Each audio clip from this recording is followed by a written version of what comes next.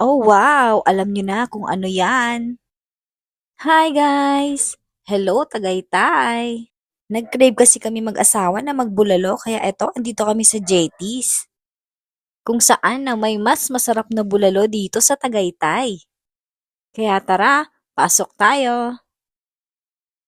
Ang in-order pala namin ay nilagang baka sa halagang 850 pesos, good for sharing. At umorder na rin kami ng chop suey for 380 pesos.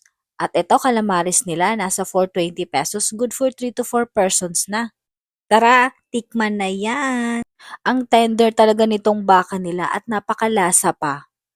Hindi na pala kami umorder ng bulalo kasi yung bulalo nila napakadami ng servings, idalawa lang naman kami. At itong chop suey nila, ramdam ko yung pagka-fresh ng gulay. At ang dami nga nitong per serving ng nilagang baka. Yung tatlong kanin nga na in-order namin hindi naubos dahil itong sabaw pa lang busog ka na at ang daming gulay. At habang kumakain kami, may nagbibigay ng free taste daw ng buko pie. Free taste. Boko pie.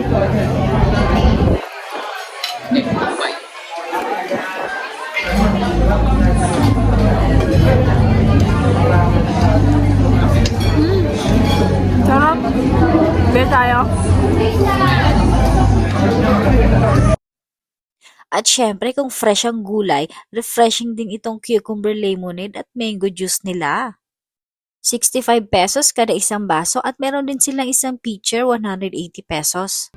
Masarap na nga kinakain mo, nakaka-relax pa ang paligid.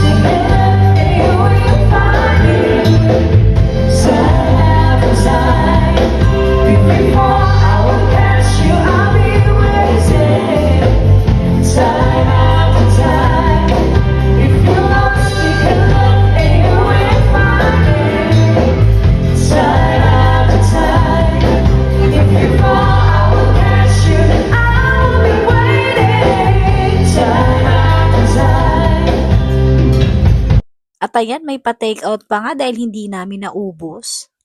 Ano yung dala mo? Salamat sa inyong panunood. Bye!